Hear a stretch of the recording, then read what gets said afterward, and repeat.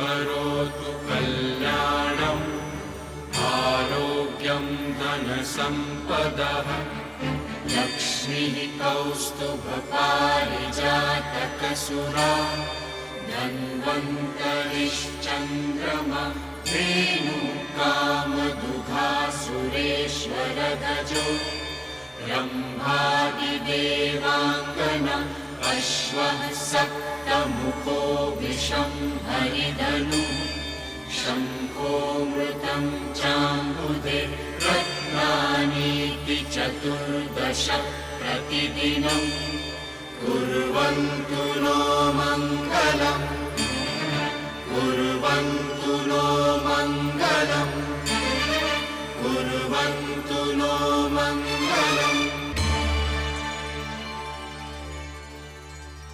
Work stress की वजह से कहीं आप लगातार तनाव में तो नहीं रहते?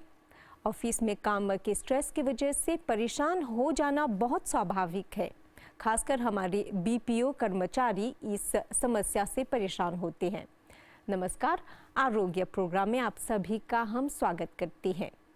आज डॉक्टर दीपक हमें वर्क स्ट्रेस से जुड़ी स्वास्थ्य समस्याओं पर बात करेंगे, ज़्यादा जानकारी देंगे आरोग्य प्रोग्राम में। Namaste. Today I am going to explain regarding certain specific ailments occurring in BPO and IT professionals. Our IT and BPO professionals are getting lot of issues due to their hectic work schedule. So we can categorize these issues in three groups. One is physiological, second one is digestive, third one is psychological. So the physiological problems, this is the main issues which we are seeing in IT and BPO professionals. So the physiological problems like musculoskeletal issues, so they are having pain and aches in different joints, especially the lumbar spondylosis, cervical spondylosis, shoulder stiffness, then certain kind of aches and pains in small and weight bearing joints, and also obesity. These are the physiological problems which we are seeing more in IT and BPO professionals. Then the second one is the digestive problems. So due to their hectic work, they are not concerned about their diet. They are not taking the proper diet. Most of them they are taking the junk foods. So it is impairing the digestive fire and causing certain kind of digestive issues like regurgitation, then acid formation, then bloated belly kind of things, and also some people they are getting some ulcer issues. Then the last one, it is a psychological issues. Psychological problems in the sense are certain kind of issues in their family life and consumption of alcohol and tobacco, etc. Things are happening in their life, and lack of memory, sleep, etc. Things are coming in these psychological issues due to their hectic work schedule. So today we are going to demonstrate certain Ayurvedic treatments which we can use against this kind of issues, especially the physiological and digestive and also the psychological issues. So we are using certain Ayurvedic treatments to treat this kind of issues in BPO and IT professionals.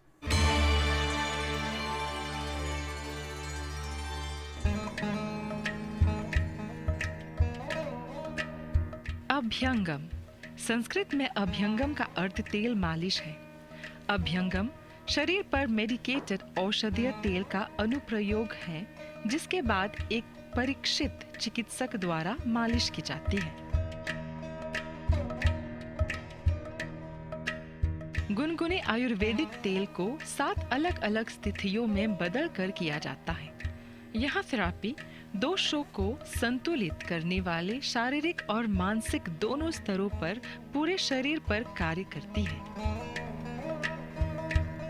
यह जोड़ों और मांसपेशियों की कठोरता और मांसपेशियों के स्वर को राहत देने में मदद करता है। यह परिसंचरण को उत्तेजित करता है, चिंता, थकान और अवसाद से राहत प्रदान करता है। यह सामान्य भलाई को बेहतर बनाता है और ध्वनि नींद को प्रेरित करती है। अभ्यंगम को कुछ आर्थराइटिस समस्याओं में बहुत प्रभावी माना जाता है।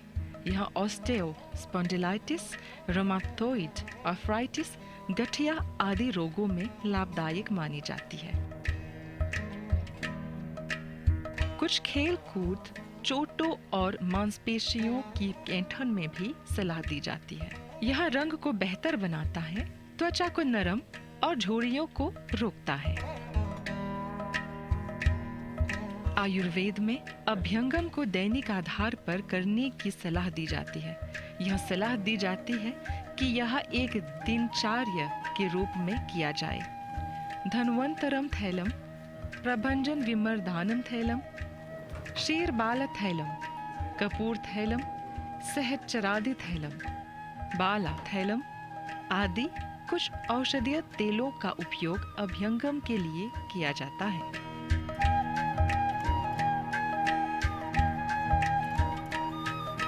औषधीय तेल चिकित्सक द्वारा व्यक्ति के संबंधित और स्थिति के अनुसार चुना जाता है।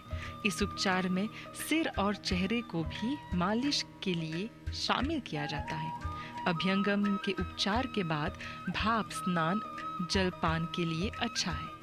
अभ्यंगम के मुख्य लाभ उचित रक्त परिसंचरण को बढ़ाते हैं, मन और शरीर को तरोताजा करते हैं और शरीर को आराम के साथ अच्छी नींद प्रदान करते हैं। यह उपचार प्रतिरक्षा शक्ति और यौन शक्ति, आत्मविश्वास आदि को बढ़ाता है।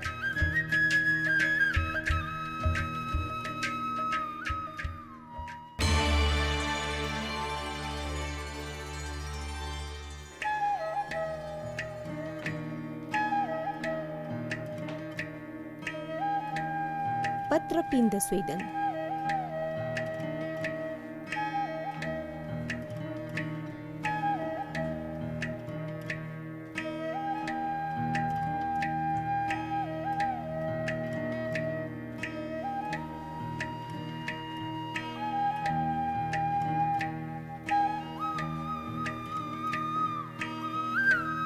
पत्रपिंड स्वेदन। पिंड स्वेदन एक विशेष प्रकार की स्वेदन क्रिया है जिसका सामान्यतः ताजे औषधीय पौधों के पत्तों को काटकर उनमें कुछ औषधीय तेल मिलाकर कपड़े में पिंड स्वरूप बनाकर उपयोग किया जाता है। इस पिंड में व्याधि अनुसार पत्तों का प्रयोग किया जाता है। पत्तों को काटकर मिलाने के लिए गंधर्व हस्तियादि तेल, नारायण तेल आदि औषधीय तेलों का प्रयोग किया जाता है। इस क्रिया में रोगी को लिटाकर औषधीय तेलों का अभियंग करते हैं और उसके पश्चात सुखोषण तेल में पत्रपिंड को गर्म करके शरीर पर दोनों तरफ से 2 परिचारक एक समान हाथों को चलाते हुए अभियंग करते हैं।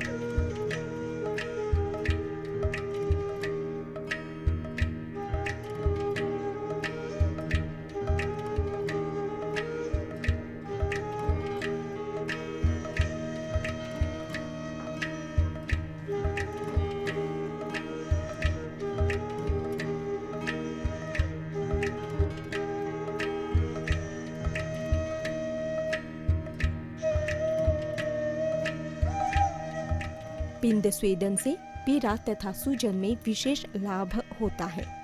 उपचार की अवधि मनुष्य की स्थिति के अनुसार 30 से 45 मिनट तक भिन्न हो सकती है। ये उपचार 7 दिनों से 14 दिनों आदि के लिए किया जाता है।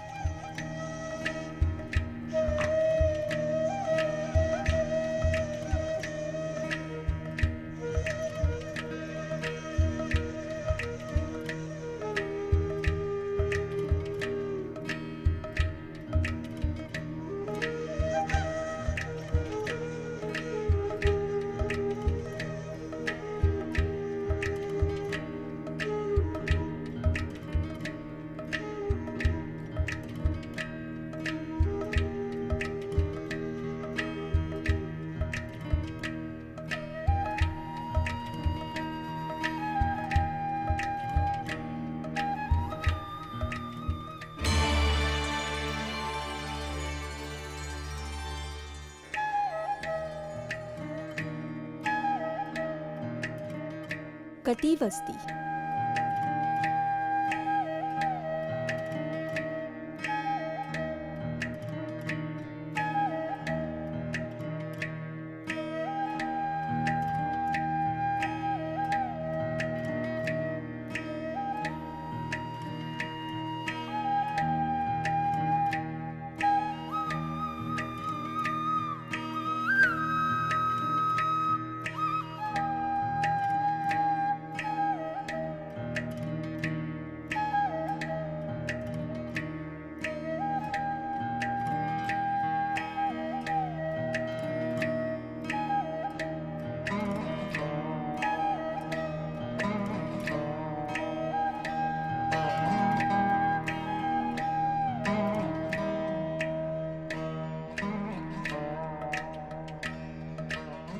कटिवस्ती कटि प्रदेश में की जाने वाली विशेष क्रिया है। इसमें उड़द की दाल के आटे से एक विशेष गोल कटिवस्ती यंत्र रोगी के कमर के आकार के अनुसार बनाकर कटि प्रदेश में रखकर उसमें औषधीय तेल भरा जाता है तथा तापमान को नियंत्रित रखने के लिए थोड़ा थोड़ा तेल ठंडा होने पर निकालकर फिर से गर्म तेल डाला जाता है।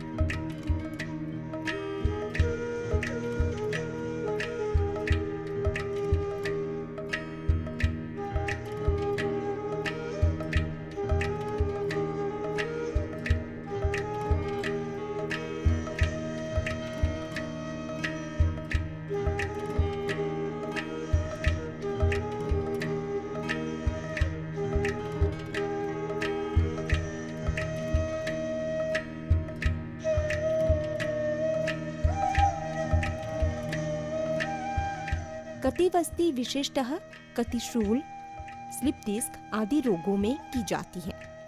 कटिवस्ती के लाभ: जड़ी बूटियों से बने हुए गर्म तेल एवं औषधियों के गुण कमर की मांसपेशियों के सूक्ष्म ऊतकों में समा जाती है, जिससे कमर की मांसपेशियों की जकड़न व सूजन दूर होती है। खून का दौरा बढ़ता है। मांसपेशियों, हड्डियों एवं नसों को पोषण मिलने से इनमें मजबूती आती है और तनाव दूर होकर दर्द में राहत मिलती है।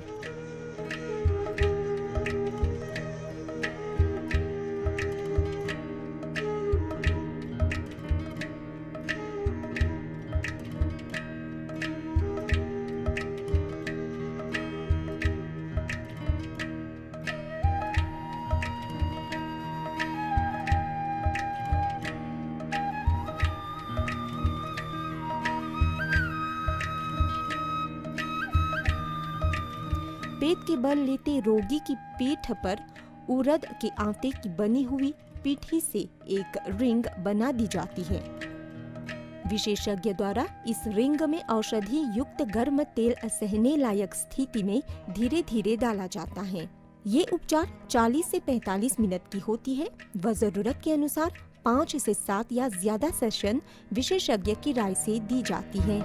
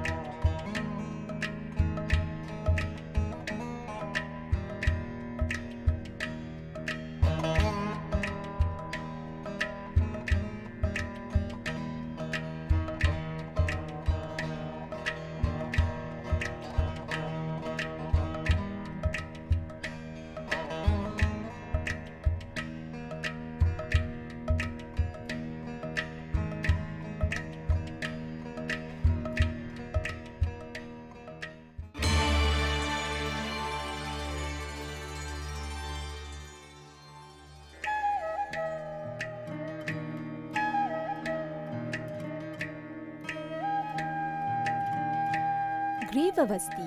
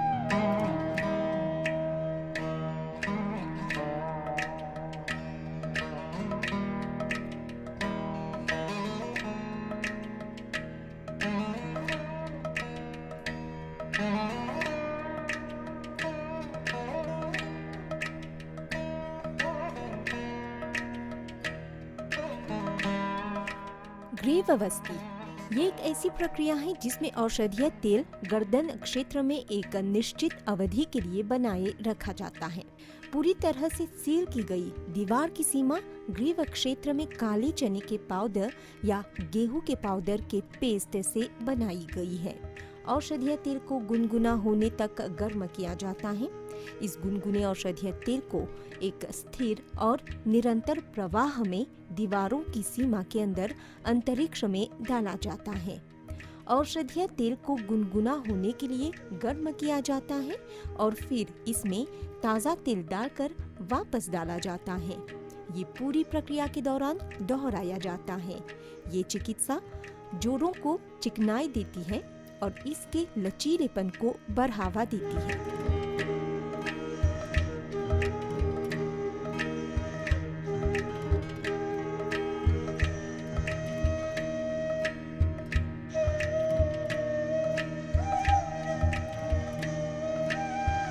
ग्रीवावस्थी सर्विकल स्पॉन्डिलाइटिस, गर्दन, गले की मांसपेशियों, ऊपरी पीठ में दर्द आदि को कम करता है। उपचार की अवधि व्यक्ति की स्थिति के आधार पर 30 से 40 मिनट तक भिन्न होती है। ये उपचार एक विशेष अवधि के लिए किया जाता है, जैसे 7 दिन, 14 दिन आदि।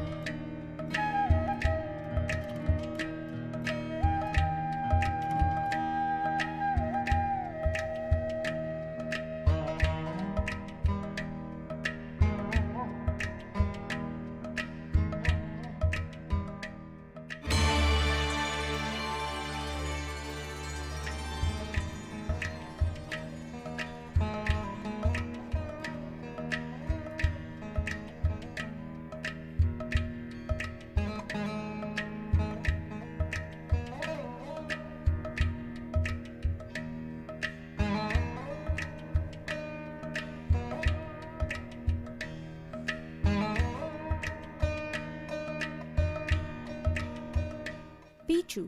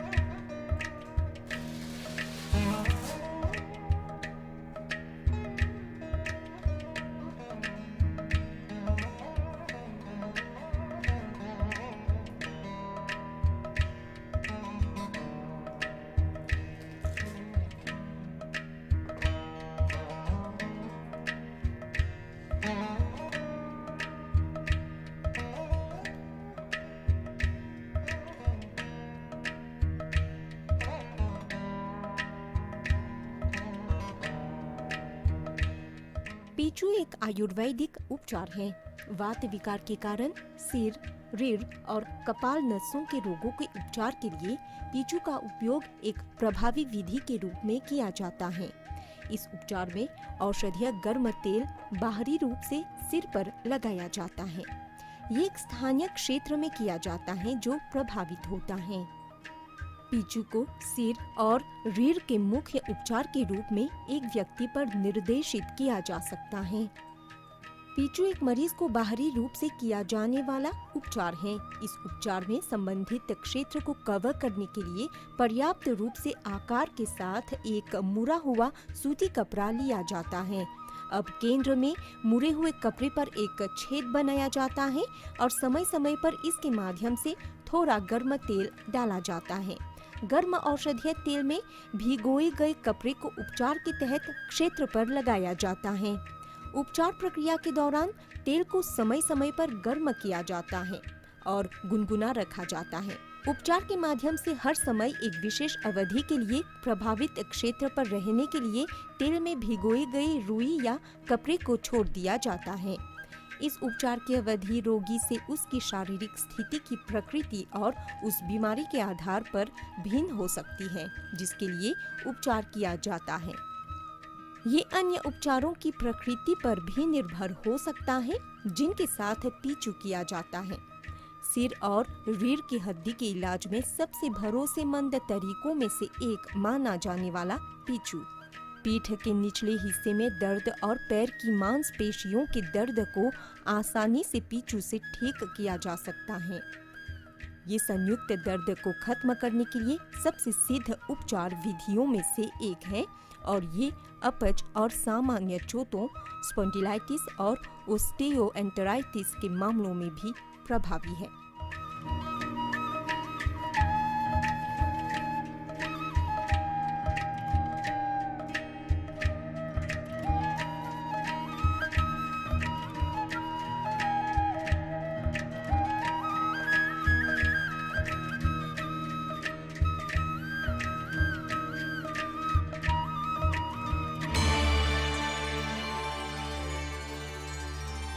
कार्यस्थल में तनाव लेना बहुत स्वाभाविक बात होती है। आज आरोग्य प्रोग्राम में हमने देखा आयुर्वेद ट्रीटमेंट मसाज की बदौलत कैसे इन समस्याओं को कम किया जाए। हम फिर मिलेंगे आरोग्य प्रोग्राम लेकर, तब तक के लिए हमें अनुमति दीजिए। नमस्कार।